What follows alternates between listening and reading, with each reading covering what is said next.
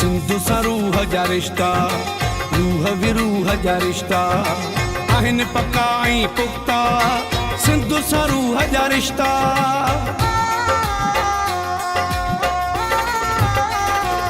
मुंहिंजी सिंधु जो मानो मथे मथे, मुंहिंजी सिंधु जो मानो मथे, मुंहिंजी सिंधु जो मानो मथे मथे, मुंहिंजी सिंधु जो मानो मथे।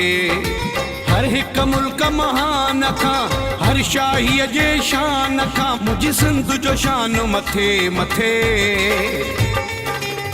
मुंहिंजी सिंधु जो मानो मथे मथे, मुंहिंजी सिंधु जो मानो मथे, मुंहिंजी सिंधु जो मानो मथे मथे, मुंहिंजी सिंधु जो मानो मथे।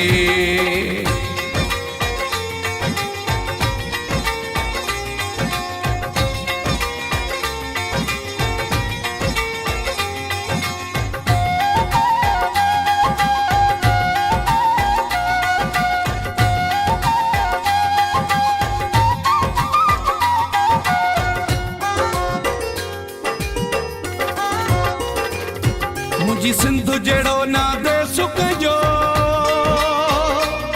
मुंहिंजी सिंधु जहिड़ो नावे सुख जो।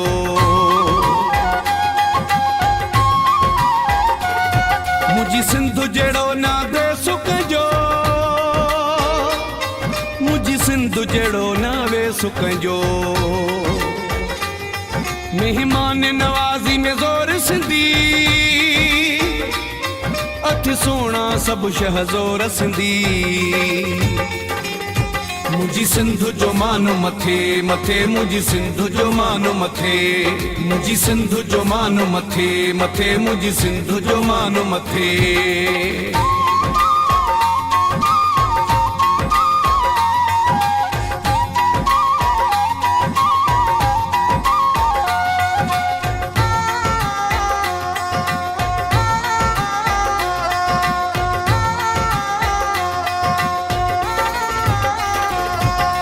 सोहणी ससुई हीर थी, हित माखियूं मखण खीर थी।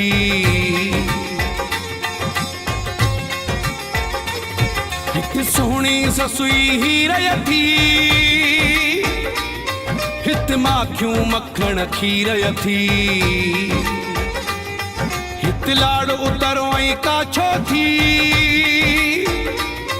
सॼी सिंधु पिरीअ जो पाछो थी। मुंहिंजी सिंधु जो मानो मथे मथे, मुंहिंजी सिंधु जो मानो मथे, मुंहिंजी सिंधु जो मानो मथे मथे, मुंहिंजी सिंधु जो मानो मथे।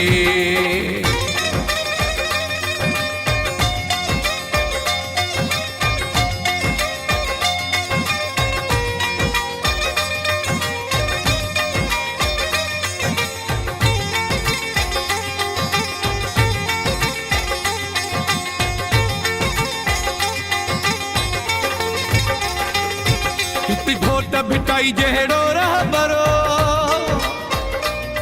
हित सचल साईं लाल कलंदरो। हित घोट भिटाई जहिड़ो रहबरो, हित सचल साईं लाल कलंदरो। छा सिंध जो शान बयान कयां, मां वही दफ़ाई छा मिसाल ॾियां। मुंहिंजी सिंधु जो मानो मथे मथे, मुंहिंजी सिंधु जो मानो मथे, मुंहिंजी सिंधु जो मानो मथे मथे, मुंहिंजी सिंधु जो मानो मथे।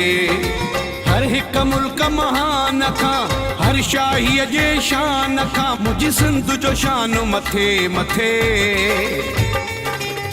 मुंहिंजी सिंधु जो मानो मथे मथे, मुंहिंजी सिंधु जो मानो मथे, मुंहिंजी सिंधु जो मानो मथे मथे, मुंहिंजी सिंधु जो मानो मथे।